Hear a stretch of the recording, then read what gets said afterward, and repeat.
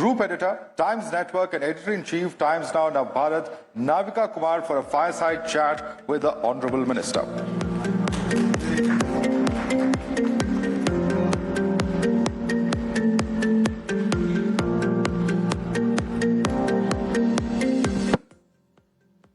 Thank you very much, Madhav and Meghna and Mr. Ashwini Vaishnaw. Of course, without questions, how can we let you go? And I'm grateful to you for being with us this morning as Times Now enters its 20th year. 20 years of making news and 20 years where we have begun the action. But right now, the ball is in your court. You gave us a glimpse of how to keep Bharat ahead. I want to ask you, how does this blueprint really get made in the cabinet? Give us an insight on how the Prime Minister's vision is converted into action. If you look at the situation of the entire world and the global economy after COVID, practically demand shrunk, movement stopped, capital flow, people flow, goods flow, everything was disrupted. The supply chains were disrupted. What was the approach that many countries took? The approach that so many countries took was basically print money, send the money to the people, and let people decide what to do, and then let the economy come back. What was the result? Close to $9 trillion of debt on the rich countries' balance sheets. $9 trillion. It's a humongous amount by any standard, by any economy's standards. People focused on consumption. That was like a sugar high. That was like having a double shot espresso. It was like really, really sudden jump and then coming down. What was the approach that our Prime Minister took? He said, in this crisis period, we must strengthen the foundation of the country. We must look at policy which will help our country grow, keep Bharat ahead for next 20 years, next 30 years, next 50 years. So he followed the policy of investment. And with very solid calculations, with good math, good logic behind it, because you invest 100 rupees in the economy as social, public and social, physical and digital infrastructure. The economy gets the benefit of 3.6 times multiple, which is 360 rupees benefit in the economy. And that makes so much difference, that generates employment, that creates productivity, that improves efficiency of the industry and movement of people, and that brings the economy into a sustained growth phase. That's what our Prime Minister gave the vision, and the team is implementing it. Mr. Ashwini Vaishnaw, you're in charge of some of the very crucial ministries in terms of infrastructure, in terms of global edge that India needs to get. I want to ask you, we are at the cusp of catching the bus, which we've missed several times in the past several decades, on being the geopolitical alternative to China. How far have we made strides in that direction? Are we still competing with countries like Vietnam, Korea, and can we actually wrest the advantage away from China? The world is fiercely competitive, for sure. Every country wants to increase their share of the pie. But good thing is, our country, India, is today seen as a trusted geography, as a trusted country, as a country which respects IP rights, as a country which believes in long-term partnerships, as a country which adds value and can co-create technologies, can co-develop products. That's a very fundamental difference when you compare it with many other countries. And that advantage was possible because our Prime Minister conducted a foreign policy which was focused on putting India in a position of strength, which is very pragmatic, very practical, very, in a sense, what is the advantage that this policy will bring to our country and our people. Because of that, today we are in a very, in a situation where practically every country, every company wants to be part of our supply chain, our value chain, and wants to be here. And that's That's demonstrated in the results, as I shared. Close to $115 billion worth electronics production is happening, manufacturing is happening here. Semiconductor plants, 5 of the plants are under construction. First Made in India chip will roll out this year. So on every front, telecom products, telecom manufacturing has crossed about 80,000 crore. So electronics manufacturing actually has become among the top 3 exported items from India. It was unthinkable 10 years ago.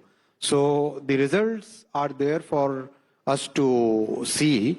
I don't have to say anything. The results speak for themselves. Mr. Ashwini Vaishnaw, do Trump's pronouncements every day on tariffs bother you, make you nervous, make the country nervous? Our country has many inherent strengths, and we are dealing with this Honorable Piyush Goyal ji, my senior colleague. He is handling this matter in a very proper way, and I think our country will come out very strong out of this entire process. I love the way you dodged the question. But Ashwini ji, let me ask you, is the Prime Minister a hard taskmaster? Everybody wants to get an insight on how does the government actually run? Please share with our audience, with our viewers. Navika ji asking this question after 20 years, 25 years in news industry. Well, 32 to be, candid. But, coming from somebody who's moved from being a, bureaucrat to being a private sector entrepreneur to being a political, how do you see, is governance by governments different from running corporates? One thing which is very different in Prime Minister Modi ji's regime is he is very focused. There are 2 things which really make a very big difference. First, our Prime Minister is probably the most intent listener that I've ever seen in the world. I've interacted with many global leaders, both in the business world as well as in the political side. The most intent listener I've found is our Prime Minister.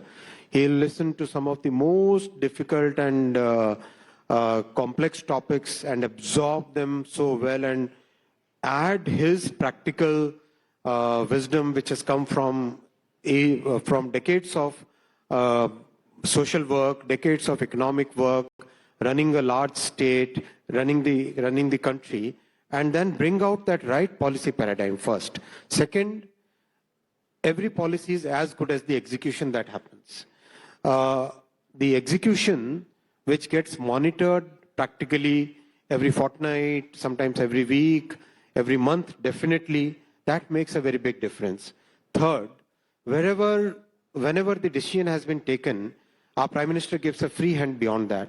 First, you be clear what you want to achieve. Does that fit into the overall goal that where our country wants to go? And after that, the entire team is free to innovate, free to make all the changes that need to be made and achieve that result. Be accountable for it. That's the approach.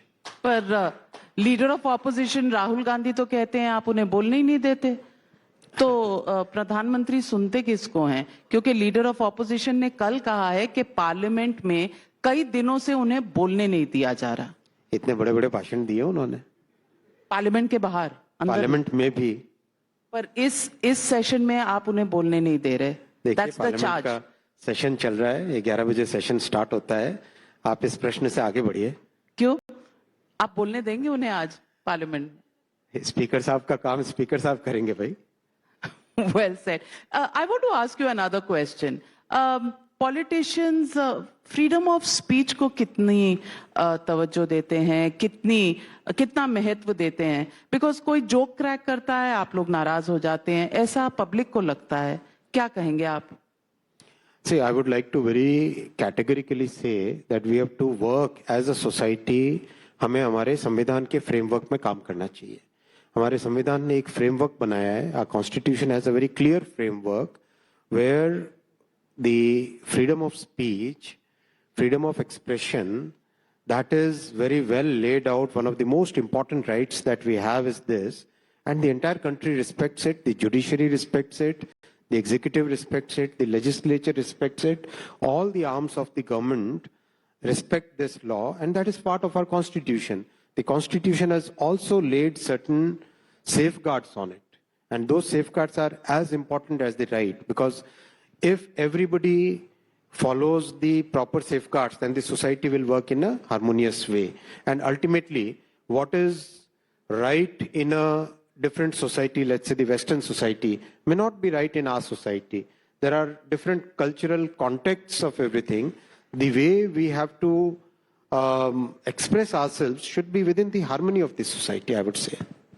Harmony of society, but some people who make jokes or are stand-up comedians, for them to be summoned by police, isn't that a little too extreme? If the law of the land requires that, that should be done.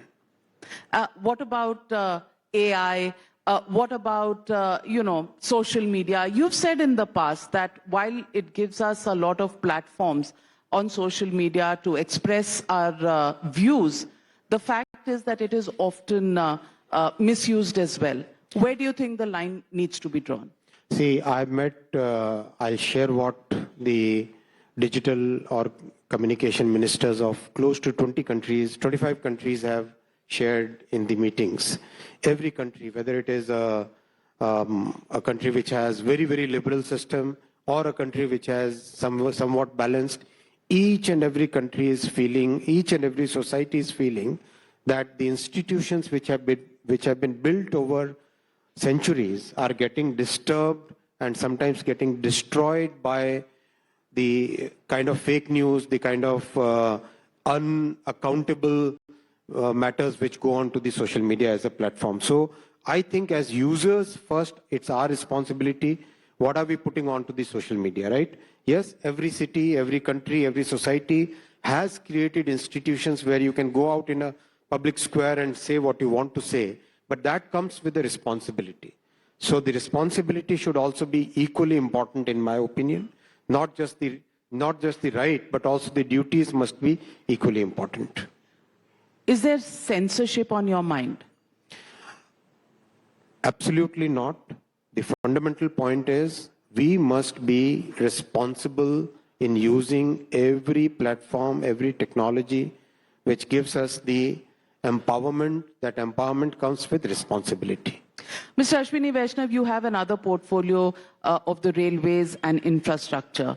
Many questions are raised about the fact that you have newer projects of Vande Bharat which are doing well, but there is the original issue of railway safety, of governance on railways, at railway stations, crowd control, etc., etc. How do you respond to some of these questions? The focus which we have put on railway safety has given us the results.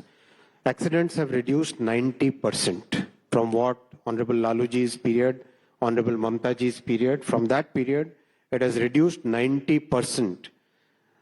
The change which has come has because of very methodical work. Many new technologies have been brought in.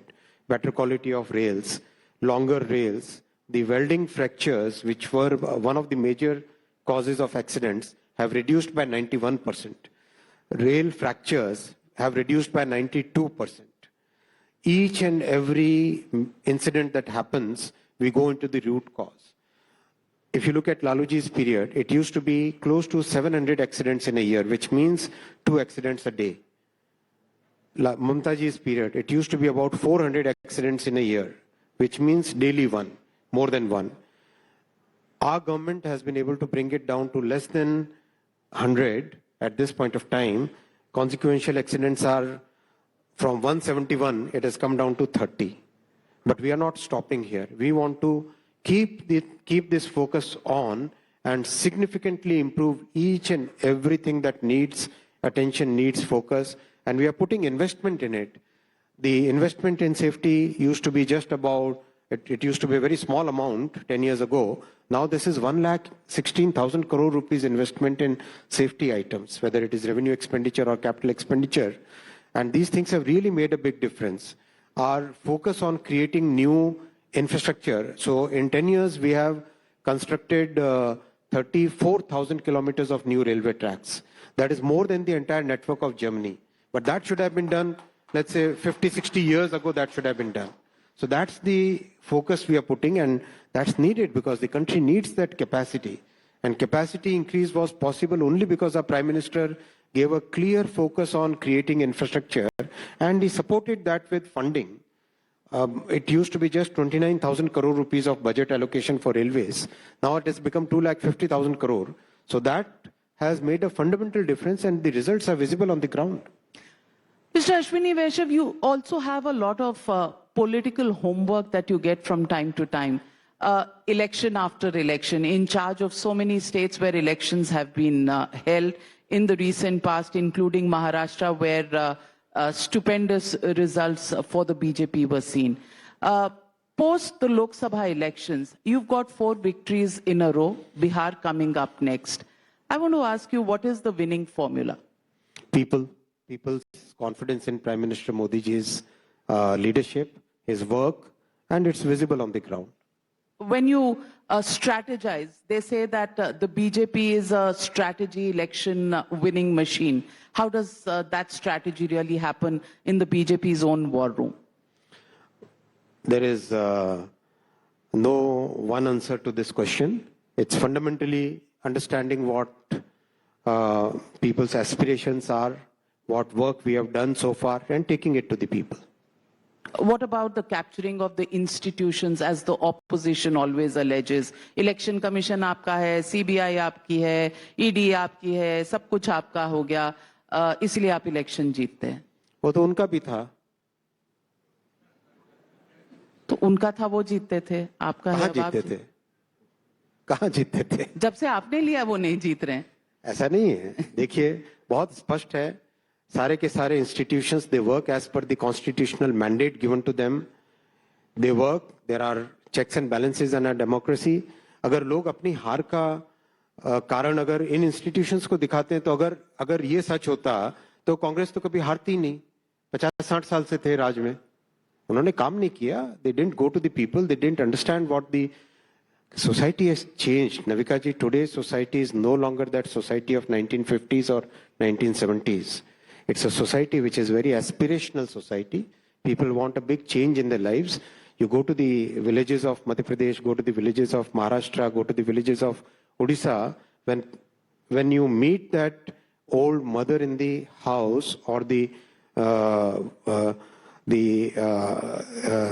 man in the house, you find they say that they never believed that in their homes you'll get electricity, you'll get water, you'll get the road built to their village, you'll get the gas connection. Gas connection जैसी चीज 50-60 साल में 12 करोड़ ज्यादा से ज्यादा middle class और urban families में आए हैं. मोदी जी ने 10 साल में 12 करोड़ गांव के गरीबों को दिए gas connection. That change is visible. It's there on the ground and people see that change. It's a change which makes them believe that there is a better future for them when Prime Minister Narendra Modi ji's government works both in the center and the state. That's what is giving us the results. Is there any onus on the government, on the treasury benches to take the opposition along? Rahul Gandhi साथ चलें तो देश जल्दी आगे बढ़ेगा? स्वागत है उनका. चेंज हो जाए, इधर आ जाए. Well, brilliant answer. In the end, I just want to ask you the last question. One big mantra to keep Bharat ahead. A big focus on what's needed to be done, keep the heads down, keep focusing on improving our strengths, keep the focus on execution. Thank you very much, ladies and gentlemen. That is Union Minister Ashwini Vaishnaw, who's in charge of 20 departments, last I heard, but IT... मत बोलो, please. नहीं बोलूं? INB, railways, और नहीं बोलूं? अच्छा. Thank you. Okay.